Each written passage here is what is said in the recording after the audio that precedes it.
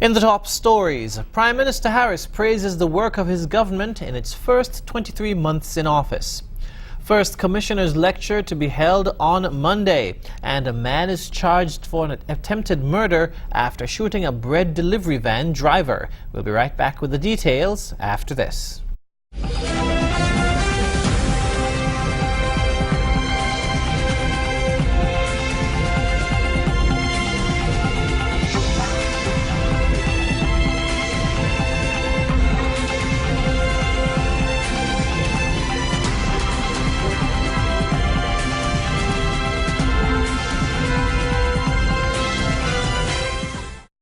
Hello and welcome to the ZIZ Channel 5 Newscast. I'm Jason Davis. Prime Minister Dr. the Honourable Timothy Harris has commended the work done by his Team Unity government in its 23 months in office. In an address at the Prime Minister's Gala on Saturday night, Dr. Harris responded to critics who have claimed that the government is moving too slowly to get things done. But what I would say to that, this is a democracy. This is a democratic approach to governance. It is not a revolution that we had in the sense that there's a violent overthrow and you have these radical alterations in societies and programs of development. Only where you have those kind of changes could anybody go faster than we are going. The Prime Minister said he stood by their accomplishments so far and described it as unsurpassed by any country in the world. I challenge you to find any government in their first term that has done as much as the Team Unity administration has done in 23 months, not even 2 years.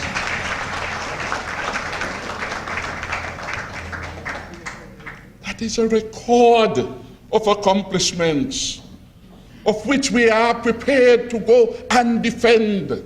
Prime Minister Dr. the Honourable Timothy Harris. Commissioner of Police Ian Quealy will be addressing the rank and file of the police force on Monday morning at the first ever Commissioner's Lecture and Blessings for the Force at the National Emergency Management Agency in Limekeen.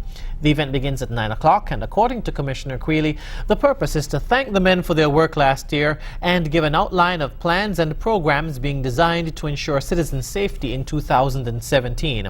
It was originally scheduled for the first working day in 2017, but due to Carnival activities, it had to be delayed. Members of the media have been invited, and the Commissioner said he'll make himself available for questions afterwards.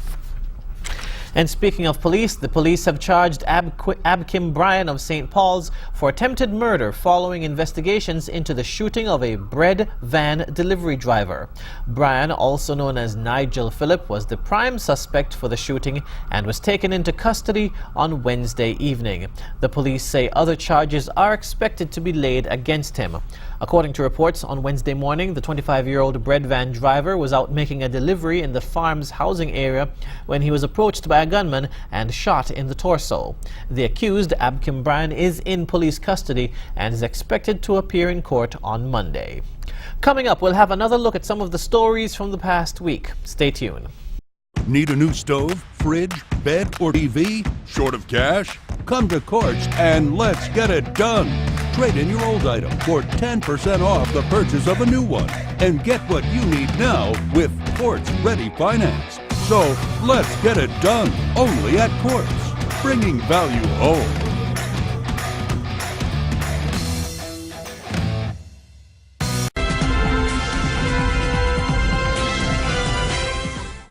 Former governor of the Eastern Caribbean Central Bank, Sir Dwight Venner, was laid to rest on Wednesday in St. Lucia. Sir Dwight was given an official funeral attended by members of the ECCB Monetary Council, Board of Directors and Executive Committee. Among those in attendance were Prime Minister Dr. the Honourable Timothy Harris and Leader of the Opposition, the Right Honourable Dr. Denzil Douglas. The funeral service was broadcast live on ZIZ television and was streamed on the Government of St. Lucia's YouTube channel and the Government of St. Lucia's Facebook page. Meanwhile, in St. Kitts, all flags at the ECCB headquarters flew at half-mast until sundown on Wednesday. Also, the fountain at ECCB headquarters had been stilled until sundown of that day. The The public is being invited to sign books of condolences available at the 7 ECCB agency offices and at the government headquarters here in St. Kitts Nevis until the 31st of January. The books will be delivered to the family of Sir Dwight. Prime Minister Dr. the Honourable Timothy Harris, in his New Year's address to the nation, talked about 2017 as a year of growth and resilience, themes which, according to a statement out of government headquarters, sit well with the way in which the St. Kitts and Nevis Citizenship by Investment program is shaping up. The statement was issued following a report by 60 Minutes, which looked at citizenship by investment programs around the world, including Antigua and Barbuda, Dominica, and St. Kitts Nevis.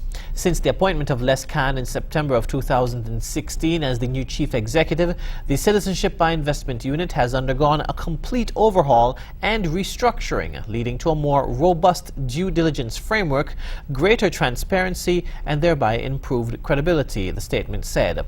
Mr. Khan said, quote, "The changes were absolutely essential in order to modernize the program, improve governance, and demonstrate greater transparency. As St. Kitts and Nevis initiated the program in 1984, a review is timely. I'm grateful to the Prime Minister and his cabinet for sharing a common vision and drive in implementing improvements aligned to the platinum standard which our Citizenship by Investment program rightly deserves." End quote. According to the Quality of Nationality Index, or QNI, an objective assessment undertaken by Henley and Partners, St. Kitts and Nevis is currently 59 out of 161 countries listed, giving it a ranking of high quality. The criteria for this assessment include scale of the economy, human development, peace and stability. The statement said the government is firmly of the view that citizenship is more than a passport, and to this end the Prime Minister has been inviting applicants to play a role in the life, culture and economy of the Federation. And Prime Minister Harris has stated that good governance will be a top priority for his government in 2017. In his New Year's address, the Prime Minister said the government will move forward a legislative framework that addresses the agenda of good governance, accountability, and transparency. We have provided honest information about our fiscal and economic performance, our citizenship by investment program, and immigration data more than in any period in our history. Our ministers have utilized the provision on the order paper for minister's statement to provide helpful information on a diverse range of matters of interest to the public, such as education, fiscal outcomes, healthcare, public safety, tourism, water, etc. He said maintaining good governance is an ongoing process, but it is one to which the government is committed. We appreciate that there will always be work to do in the area of good governance as system, laws, and the expectations of society change. Therefore, we will be attentive to these developments. We will do whatever we have committed to do in good time, in the context of our democratic mandate from the people. Prime Minister Dr. the Honourable Timothy Harris. Commissioner of Police Ian Queally says overall he's pleased with the behaviour of revellers during the 2016-2017 Carnival. During an interview with ZIZ News, Queally described the event as free of major incidents. There were very minimal incidents where violence was involved, but it underscores a point that I raised very early, the need for the Carnival Committee to enforce the no glass bottle policies, because vendors on the roadside were still selling out of bottled glass, which were used as missiles, which were actually the weapon of choice in inflicting the few woundings that we had. He said he's thankful that there were no gun-related incidents during that period, and he commended the officers for the work they put in over the holiday season. I would also like to commend the officers highly for their motivation and hard work that they displayed during Carnival time under very stressful and difficult circumstances. In my own estimation, the Juve was one of the largest Juves that we would have policed in recent times, and there were virtually no incidents reported on Juve. The commissioner, however, noted that there were a few minor incidents during the last lap jam, and he'll be making recommendations to the Carnival Committee to ensure they do not happen again. Premier of Nevis, the Honourable Vance Amory, says significant hotel developments are being planned for Nevis in 2017. Mr. Amory outlined the upcoming projects in his New Year's Day address. We have received the proposals from serious developers, and here I speak of the Northern Point Resort development at Portworks Estate, which will be a high-end resort with an estimated construction cost of US $160 million, with a capacity of 150 rooms upon completion, and the ability to hire some 200 people here in Nevis. I speak also of the Oasis Resort, another upscale resort with an estimated construction cost of $40 million US, and it's expected on completion to provide jobs for 100 people here in Nevis. He also said that the Spring Air Condominium Resort development at Spring Hill Estate is the third resort and will consist of 150 rooms. Premier Amory thanked all of the investors for their contribution to tourism and the development of the economy of Nevis. After the break, Guyana pursuing aromatic rice development, and Volkswagen recalls tens of thousands of vehicles. Stay tuned. Need a new stove, fridge, bed, or TV? Short of cash? Come to Quartz and let's get it done. Trade in your old item for 10% off the purchase of a new one and get what you need now with Quartz Ready Finance. So let's get it done only at Quartz, bringing value home.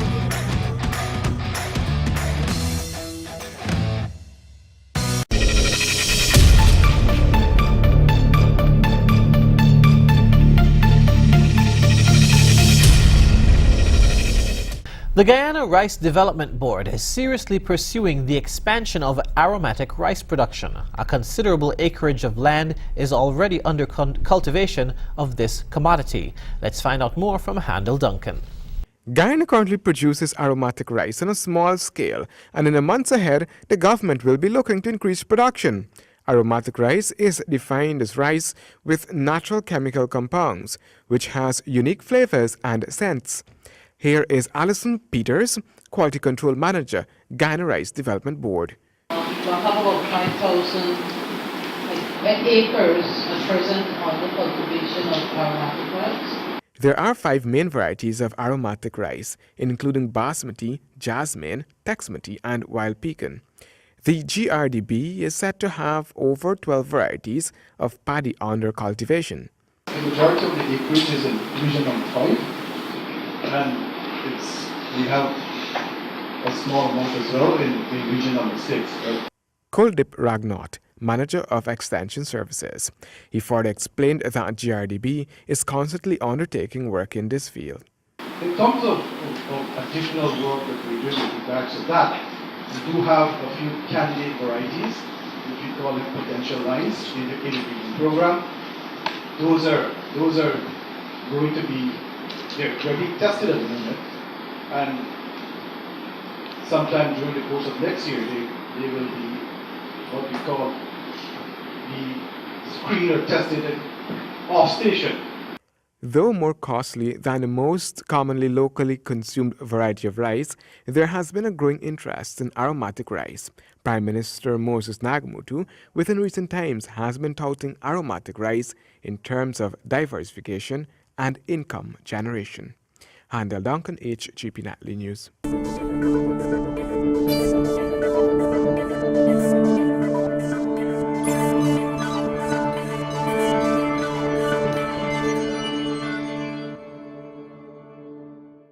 Volkswagen is recalling tens of thousands of vehicles in China and the United States over brake problems. The news couldn't have come at a worse time for the German automaker, which is still dealing with the fallout from a massive emission scandal. Al Jazeera's Caroline Malone reports.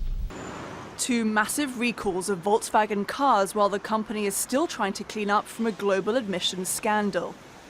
The German automobile maker says nearly 136,000 cars in the US might have problems with the anti-lock braking system. Models affected include Jettas, Golfs and Audi A3s. It's a similar issue in China. 50,000 vehicles with possible brake problems when the car is on cruise control are being recalled. This time it's Beetles and Golfs. Car owners in both China and the US are being offered free repairs. Well, it couldn't probably have happened at a worse time for VW because they're just recovering from the emissions scandal, and this brings back the media attention on VW in America in the worst possible way. In a way, they had no choice but to do the recall, because if there was any attempt at suppression, that would have destroyed Volkswagen completely. It's a year and a half since the company was found to have installed secret software on 11 million cars to help it cheat emissions tests. Volkswagen is facing multiple court cases around the world. On Friday, an executive in South Korea was sentenced to a year and a half in jail for creating fake documents on emissions and noise tests so cars could be imported. Last year, the Environment Ministry suspended the sale of 80 Volkswagen, Audi and Bentley car models from the company and fined it more than $45 million. Lawsuits in the US may force the company to pay billions of dollars in settlement money. It's affecting how people see Volkswagen. The image of our brand has suffered through the diesel crisis. Many people don't trust us the way they used to. That's also the case in parts of Europe, including at home in Germany. A few days ago, a consumers' rights group filed a case on behalf of owners who want to return their cars and get their money back.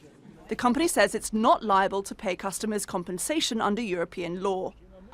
Hardly reassuring at a time when there are new safety concerns over different models of the struggling brand in other parts of the world. Caroline Malone, Al Jazeera. We'll be right back with a recap of tonight's top stories. Stay tuned.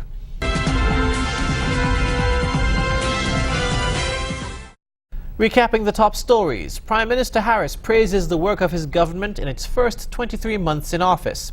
First commissioner's lecture to be held on Monday, and a man is charged for attempted murder after shooting a bread delivery van driver. And that's it for the ZIZ Channel 5 newscast. Thank you for joining us. I'm Jason Davis.